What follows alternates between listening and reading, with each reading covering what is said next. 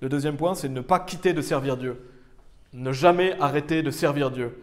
Ça, c'est un point essentiel que vous devez sceller dans votre cœur. C'est que arrêter de servir Dieu, c'est jamais une option. Jamais une option d'arrêter de servir Dieu. On doit toujours servir Dieu, même à travers les épreuves. Et parce que si vous manquez de confiance en Dieu à travers les épreuves, si vous êtes attiré par l'attrait trompeur du péché, vous pouvez en venir à vouloir de quitter de servir Dieu. Vous pouvez vous dire, voilà, j'arrête de servir Dieu, j'en ai marre.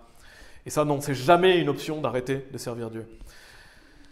Et on va aller dans Jean chapitre 6.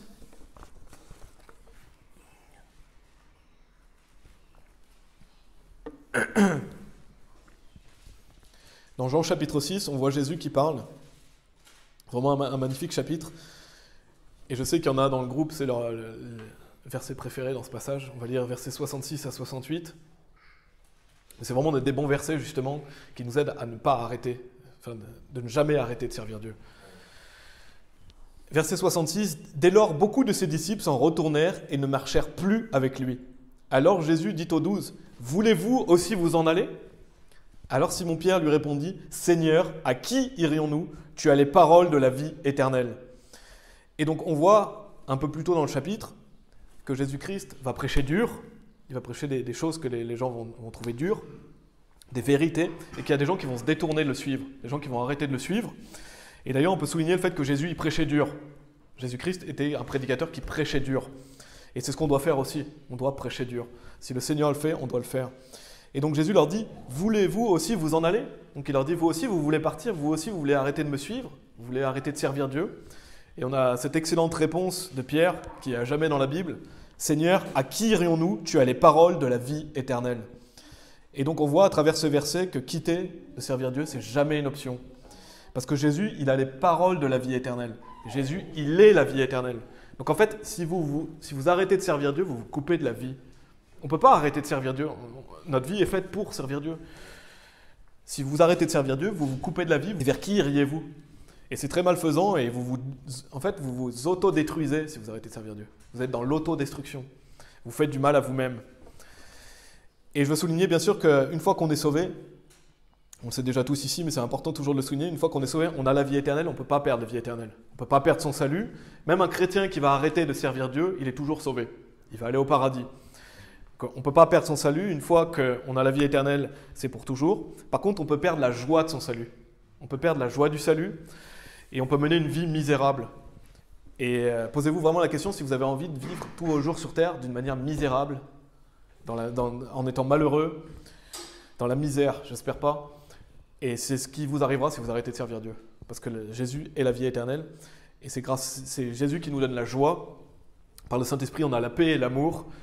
Et donc on veut servir Dieu. C'est ça qui apporte la vraie joie. Le fait de ne pas éteindre l'esprit. Donc quitter de servir Dieu, c'est jamais une option. Si vous traversez des épreuves, des difficultés, des détresses, ce que je vous conseille de faire, c'est de crier. Crier, pleurer. Lamentez-vous.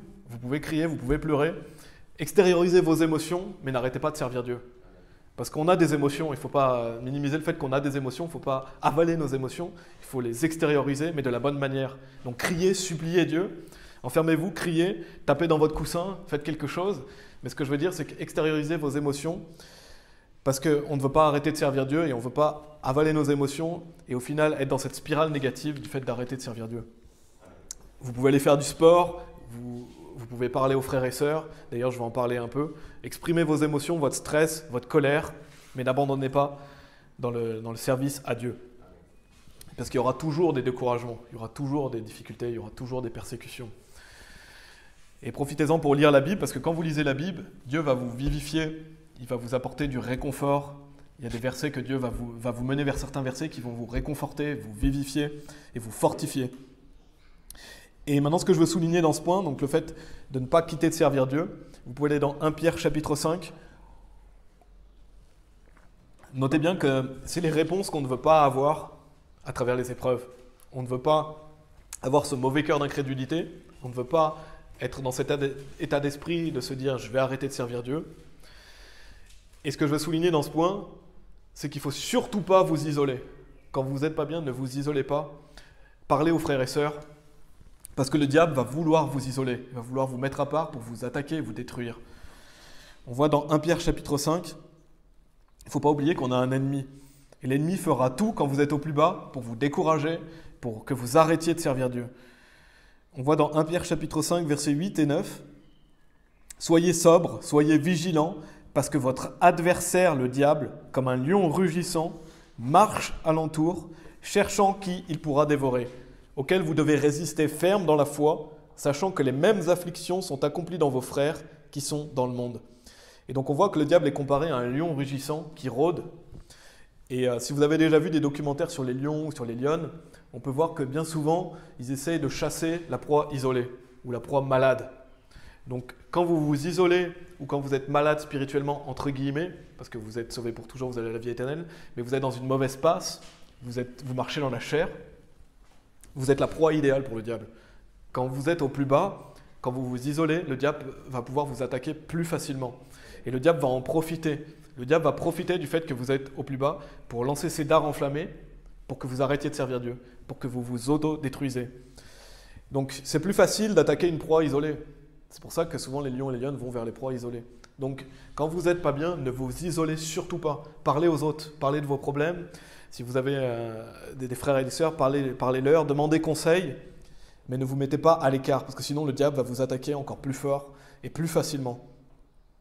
Donc c'est la réponse qu'on ne veut pas avoir quand on n'est pas bien, c'est le fait de s'isoler, le fait de se mettre à part, et parce que sinon vous êtes une proie plus facile au diable. Et le diable veut attaquer les chrétiens, le diable veut décourager les chrétiens pour qu'ils arrêtent de servir Dieu. Donc retenez bien que quand vous êtes au plus bas, c'est là où les attaques font le plus mal. Et donc c'est là où le diable peut vous attaquer plus facilement. Et donc la Bible dit « auquel vous devez résister ferme dans la foi ». Donc justement on doit résister ferme quand on ne va pas bien, on doit être ferme dans la foi, sachant que les mêmes afflictions sont accomplies dans vos frères qui sont dans le monde. N'oubliez pas que les autres aussi souffrent. Ce que vous vivez, quelqu'un d'autre l'a vécu. Amen. Et on a l'exemple dans la Bible de Desmas, dans 2 Timothée chapitre 4, si vous voulez y aller, donc qui va abandonner Paul, quelqu'un justement qui va abandonner de servir Dieu.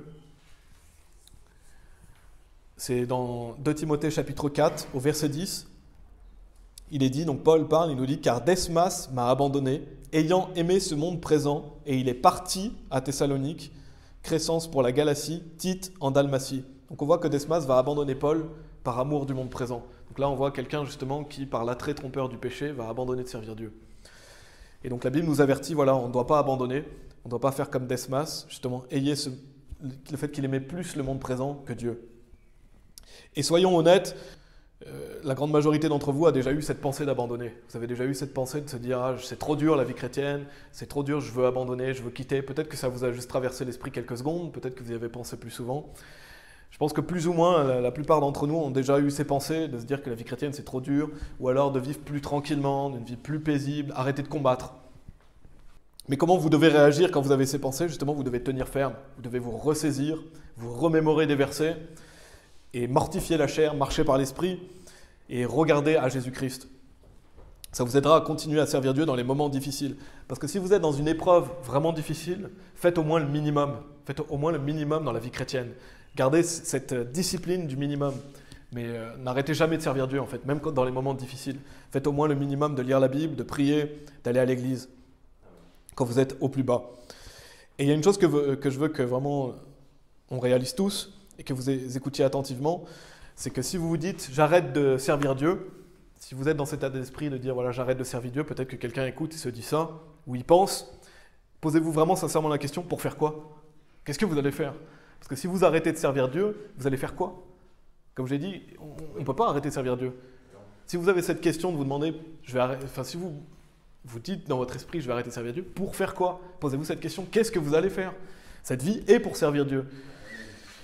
Et si vous décidez de partir, si vous dites « ah, moi je décide de partir », c'est pour aller où? Vous allez aller où? Parce que quand on part quelque part, on doit réfléchir où est-ce qu'on va. Posez-vous vraiment sincèrement ces questions. Où est-ce que vous allez aller et qu'est-ce que vous allez faire? Et on a l'exemple dans la Bible de Jonas qui essaie de partir de la volonté de Dieu, parce que Dieu va lui dire « va prêcher à Ninive ». Il ne va pas vouloir, il va s'écarter. Est-ce que ça va réussir? Non, ça ne va pas réussir. Donc le fait que vous vouliez vous écarter de Dieu, le fait que vous voulez arrêter de servir Dieu, vos desseins vont échouer. Et Dieu peut faire échouer vos desseins. Si vous vous éloignez de la volonté de Dieu, Dieu va peut-être vous ramener dans sa volonté d'une manière forte. On ne sait pas comment Dieu va faire, comment Dieu va agir. Mais il faut même espérer que Dieu vous ramène. Amen. Mais quand Jonas a essayé de s'échapper, ça n'a pas marché. Donc ça réussit pas. Et donc ça c'est le deuxième point que je voulais faire. Retenez bien ça, si vous avez ces questionnements de vous dire, cette affirmation même, de vous dire j'arrête de servir Dieu, demandez-vous pour faire quoi? Et si vous voulez quitter Dieu, pour aller où? Parce que Dieu est partout. Hein. Vous ne pouvez pas quitter Dieu. La Bible dit que même si vous faites votre lit en enfer, il est là. Dieu est partout. Et il voit tout. Donc ça c'était le deuxième point.